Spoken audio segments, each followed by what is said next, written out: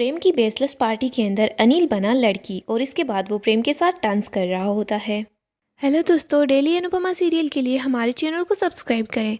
आज के एपिसोड की स्टार्टिंग में हम देखते हैं अनुपमा पराग को बोल रही होती है, मिस्टर कोठारी आप बिल्कुल सही बोल रहे हैं। आपके इतने बड़े बिजनेस के सामने हमारी अनु की रसोई तो बिल्कुल छोटी सी ही है। लेकिन एक बरगद का पेड़ जो बहुत बड़ा होता है वो पहले एक छोटा सा बीज भी तो होता है ना। आपका कोठारी एम्पायर भी कभी छोटा सा बिजनेस होगा जिसमें किसी भले आदमी ने इन्वेस्ट किया होगा और अब आप ऊंचाइयों पर हैं। और क्या पता कल को हमारी अन्नू की रसोई कोठारी एम्पायर से भी बड़ा बिजनेस बन जाए। समय कैसे भी बदल सकता है, कल को कुछ भी हो सकता है, किसे क्या पता है। अन्नू की रसोई पहले एक छोटा सा ठेला थी, उसे क्लाउड किचन तक तो मैं अकेले लेकर आई हूँ। अब मेरे साथ तो इतने अच्छे लोग हैं और इतने मेहनती लोग हैं। मुझे पूरा भरोसा है अन्नू की रसोई और आगे जाएगी। पराग बोलता है बिना इन्वेस्टर्स के। तो अनुपमा बोल रही होती है अन्नू की रसोई में कितने सारे लोगों का प्यार है, विश्वास है और उनकी मेहनत है। आप देखना एक दिन अन्नू की रसोई जरूर आगे बढ़ेगी। आप बस देखिए अन्नू की रसोई आज नहीं तो कल बहुत बड़ा बिजनेस होगी। मेरे उगाए पौधे को पानी देने के लिए और उसका ख्याल रखने के लिए कितने सारे लोग हैं। राही है, प्रेम है। पराग बोलता है आप भी यहीं पर हो और मैं भी यहीं पर हूँ। हम देखते हैं ये लड़का बिजनेस कर पाता है या फिर सिर्फ प्यार के ही लायक है। राई बोल रही होती है अंकल हमें आपसे इन्वेस्टमेंट नहीं चाहिए, हमें तो सिर्फ आपसे आशीर्वाद चाहिए। आप अपना आशीर्वाद दीजिए कि हम दोनों हमारी मेहनत में सफल हों। अनुपमा बोलती है मुझे अपनी परवरिश पर पूरा भरोसा है, आप भी अपने संस्कारों पर भरोसा रखिए। प्रेम कभी भी आपका सर झुकने नहीं देगा। आगे हम मोटिवा को देखते हैं। मोटिवा परेशान हो रही होती है। मोटिवा बोल रही होती है अगर प्रेम और राही दोनों एक साथ काम करेंगे तो प्रेम कभी भी इस घर में नहीं आएगा। अनुपमा ये बात सुन लेती है। आगे हम अनुपमा को देखते हैं। अनुपमा अपने घर पर होती है। अनुपमा लौंग सेक रही होती है। अनुपमा बोल रही होती है इस लौंग के अंदर मेरी बेटी जब अपने हाथ सेकेगी तो उसकी मेहंदी का रंग और ज़्यादा काला हो जाएगा। सब लोग पूछेंगे कि मेहंदी का इतना रंग कैसे चढ़ा है। इसके बाद अब अनुपमा अपनी मेहंदी को देख रही होती है और बोल रही होती है देखिए कपाड़िया जी, आपके नाम की मेहंदी का कलर कितना अच्छा है। इस पर पानी गिर गया लेकिन फिर भी ये कितना अच्छा कलर है। अनुपमा बोल रही होती है अनुज मुझे आपकी बहुत ज़्यादा याद आई। आज हमारी बेटी की शादी का पहला फंक्शन था। अगर आप भी यहाँ पर होते तो आप कितने खुश होते। आज हमारी बेबली बहुत ज़्यादा खुश थी। राही अनुपमा के पास आती है। राही बोल रही होती है मम्मी मुझे आपसे कुछ बात करनी है। अनुपमा बोल रही होती है सब कुछ ठीक तो है ना। राही बताती है कि मैंने आज गौतम को थप्पड़ मारा है। उसने आज मुझसे बदतमीजी करने की कोशिश की इसलिए मैंने उसे थप्पड़ लगा दिया। मैंने थप्पड़ तो उसके गाल पर मारा है लेकिन वो तमाचा उसके गुरूर पर पड़ा है। आगे हम पराग को देखते हैं। पराग गौतम को थैंक यू बोल रहा होता है और गौतम को गले लगा लेता है। पराग बोल रहा होता है आज आपने जो किया बिल्कुल सही किया। गौतम बोल रहा होता है मैंने तो वही किया है जो एक बेटा अपने बाप के लिए करता है। तभी मोटी बा बोलती है हर फैसले बिजनेस के लिए नहीं होते, तू अपने बेटे के बारे में ही सोच लेता। पराग बोलता है अगर बिजनेस अकेले प्रेम का होता तो मैं मान जाता। वो अपने लिए नहीं अपनी होने वाली सास के लिए पैसे मांग रहा था।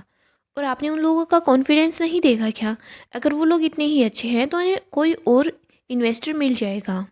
मोटिवा बोलती है बात यहाँ पर पैसों की नहीं है, बात यहाँ पर रिश्तों की है। तो कभी प्रेम का साथ नहीं देता, वो सही होता है तब भी नहीं। तो पराग बोलता है और आप अपने पोते का गलत चीज़ों में भी साथ देती हो। पराग गौतम को बोलता है जमाई जी आप ध्यान रखिएगा, जैसे ही उनको कोई इन्वेस्टर मिले आप मुझे बता देना। गौतम बोल रहा होता है हाँ ज़रूर। गौतम सोच रहा होता है नज़र तो मुझे रखनी ही होगी, रसोई तो उन लोगों की है लेकिन खिचड़ी अब मैं पकाने वाला हूँ। आगे हम अनुपमा और राही को देखते हैं। अनुपमा राही को बोल रही होती है बेटा तूने गलत किया, तूने बात एक थप्पड़ में ख़त्म कर दी, उसकी तो चमड़ी उधेड़ देनी चाहिए थी। राही बोलती है मम्मी मैं सिर्फ प्रार्थना की वजह से चुप थी। अनुपमा को याद आता है कि जब वो पहली बार प्रार्थना से मिली थी तो प्रार्थना ट्रक के सामने जा रही थी। अनुपमा बोल रही होती है शायद इसी वजह से प्रार्थना उस दिन। इसके बाद अनुपमा बोलती है कान्हा जी प्रार्थना को इस गलत के सामने बोलने की आप हिम्मत देना। अनुपमा राही को बोलती है बेटा अगर तू ये बात मुझे उसी टाइम पर बता देती तो गौतम के गाल पर मेरे हाथ का छापा भी होता।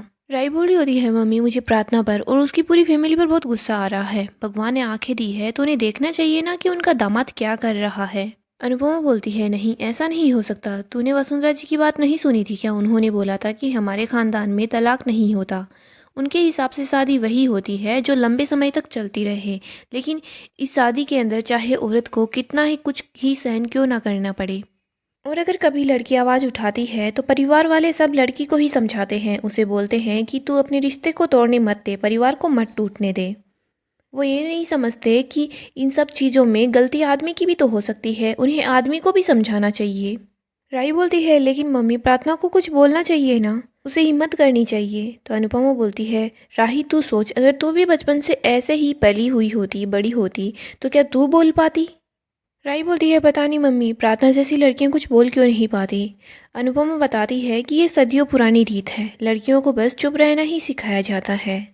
औरत सोचती है कि अगर मैंने आवाज़ उठाई तो मेरे परिवार का नाम खराब होगा, मेरे घर वालों पर कीचड़ उछाला जाएगा। लेकिन उसे समझ नहीं आता कि उसकी खुद की ज़िंदगी परिवार वालों के मान सम्मान से ज़्यादा बड़ी है। राही बोलती है, मम्मी प्रार्थना चुप रह लेगी, लेकिन मैंने ऐसा कुछ फिर से देखा तो मैं चुप नहीं रहने वाली, उस गौतम को तो मैं अच्छा खासा सबक सिखा दूंगी।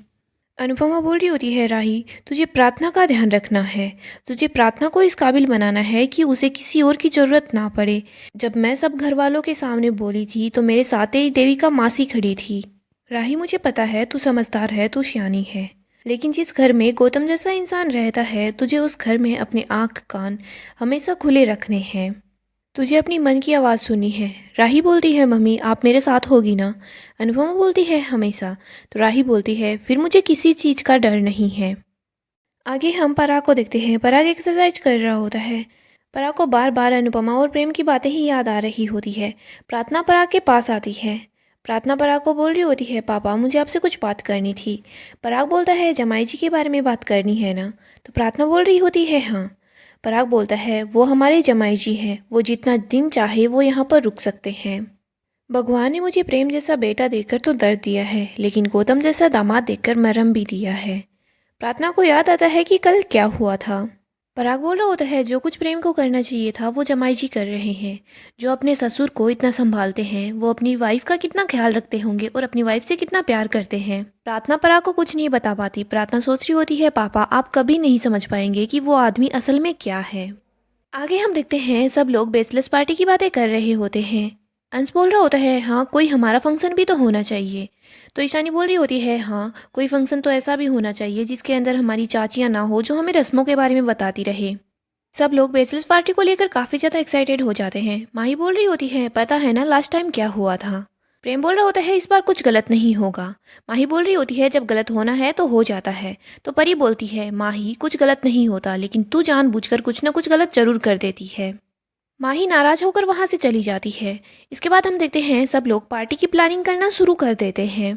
आगे हम देखते हैं किंजल और तोशु दोनों बेसलेस पार्टी के लिए तैयार हो जाते हैं। तोशु बोल रहा होता है, तुम बहुत अच्छी लग रही हो। तो किंजल बोलती है, हमने काफ़ी दिनों बाद पार्टी प्लान की है ना। तोशु बोलता है, कभी कभी बिना पार्टी के लिए भी तैयार हो जाया करो। किंजल बोल रही होती है, राही कुछ दिनों बाद अपने ससुराल चली जाएगी, ईशानी की शादी भी आसानी से हो जाएगी, अंश भी स्मार्ट है, उसकी शादी भी आसानी से हो जाएगी। लेकिन प्रॉब्लम है तो सिर्फ परी की शादी। परी बहुत अच्छी है, लेकिन लोगों को अच्छाई नहीं दिखती। लोग बस सामने वाले के चेहरा देखते हैं कि वो कितना प्रीटी है, वो कैसा है। आगे हम देखते हैं अनुपमा मंदिर के पास आ जाती है। वो दान दक्षिणा के लिए आती है। मोटीबा, पराग और गौतम भी वहाँ पर आ जाते हैं। इधर हम लड़कों की बेचलेस पार्टी को देखते हैं। सब लोग बोल रहे होते हैं, हम लड़कियों से ज़्यादा धमाल करने वाले हैं। इधर हम राही की बेचलेस पार्टी का सीन देखते हैं। राही काफ़ी ज़्यादा प्रीटी लग रही होती है। सब लोग बहुत ज़्यादा खुश हो जाते हैं। इधर हम प्रेम की पार्टी का सीन देखते हैं। सब लोग बस बैठे हुए होते हैं। वो बोल रहे होते हैं, पार्टी तो बहुत बोर हो रही है। तो राजा बोलता है, लोग अपनी बेसलेस पार्टी के लिए लड़कियों को बुलाते हैं डांस करने के लिए। प्रेम बोलता है, तो पागल हो गया है क्या? अगर यहाँ पर कोई लड़की आई तो घर में काफ़ी बड़ा तमाशा हो जाएगा।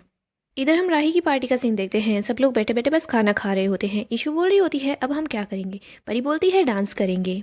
ईशू बोल रही होती है, मैंने सुना है गर्ल्स की बेसलेस पार्टी के अंदर बॉयज़ को बुलाया जाता है डांस करने के लिए। तो कैथी बोल रही होती है, नहीं नहीं ऐसा कुछ नहीं होगा।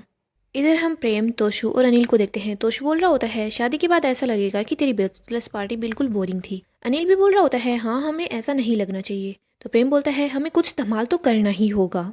अनिल बोल रहा होता है, मैं यहाँ पर हूँ ना, तो किसी चीज़ की फिक्र मत करो। इधर हम गर्ल्स की पार्टी देखते हैं। सब लोग बहुत बोर हो रहे होते हैं। वो बोल रहे होते हैं कि अब हम करें क्या। हम देखते हैं राही और प्रेम एक दूसरे से वीडियो कॉल पर बात कर रहे होते हैं। राही प्रेम को फ्लाइंग किस कर रही होती है। प्रेम बोल रहा होता है, तुमने मेरे दिल की धड़कन बढ़ाने के लिए मुझे कॉल किया है क्या? राही बोल रही होती है, मैंने तो बस ये देखने के लिए फ़ोन किया था कि तुम बेसलेस पार्टी को कितना एंजॉय कर रहे हो। तो प्रेम झूठ बोल रहा होता है, वो बोल रहा होता है कि हम लोग बहुत इंजॉय कर रहे हैं। राही भी झूठ बोल देती है, बोलती है हमें भी बहुत मज़ा आ रहा है। प्रेम बोल रहा होता है राही बाय, मैं बाकी का फ़न मिस नहीं करना चाहता। इसके बाद प्रेम फ़ोन कट कर रहा होता है, तभी राही देखती है कि प्रेम की पार्टी के अंदर तो कोई लड़की है। आने वाले एपिसोड में हम देखेंगे अनुपमा प्रेम और राही की बेचलर्स पार्टी के अंदर धमाकेदार डांस करती है, लेकिन पराग को ये सब कुछ अच्छा नहीं लग रहा होता। तो यहाँ पर पराग फिर से अनुपमा को 2-4 बातें सुना देता है। प्रेम को ये चीज़ अच्छी नहीं लगती, तो प्रेम अपने पापा के सामने फिर से खड़ा हो जाता है। गाइस, अपडेट जानते रहने के लिए आप हमारे चैनल को सब्सक्राइब करें।